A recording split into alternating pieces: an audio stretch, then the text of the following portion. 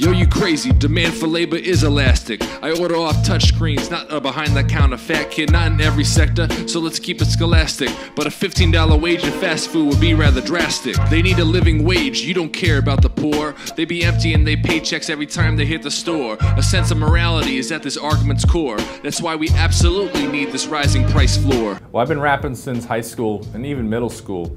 And I always loved it when teachers would assign us creative projects like this to, it's one thing to just memorize and regurgitate content, but I was always inspired when we had to learn something, synthesize it, and create something meaningful out of it to share with peers. And I was really blessed. My friends growing up, we always had this competition of who could be more creative. So we were all into sports, all into music and arts too. So I really felt fortunate to grow up in that sort of context. My buddies Phil and Dan, always pushing each other in that way. So, and when I became a teacher, it became immediately clear that this was going to be an asset for me, that I could do this with students. I started doing this when I was a student teacher at Christiana High School. I continued with it at Penn Cater Charter, and it wasn't until I entered the Master of Economics Education and Entrepreneurship at University of Delaware 2 years ago, which gave me the incentive to really get serious with this and develop albums, which I've done for the last 2 years on SoundCloud.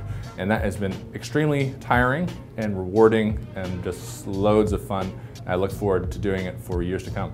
The students love it, and they've been extremely supportive of me, because they know I've been doing this as a part of my graduate coursework at University of Delaware.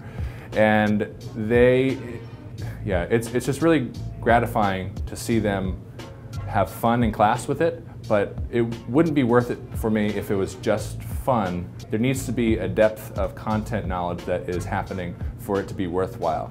And for me to have both of those things is like a dream come true, that we're having fun, there's energy, and people are getting excited in class, but there's not like a lack of, we're climbing the intellectual ladder with these things in a non-superficial way.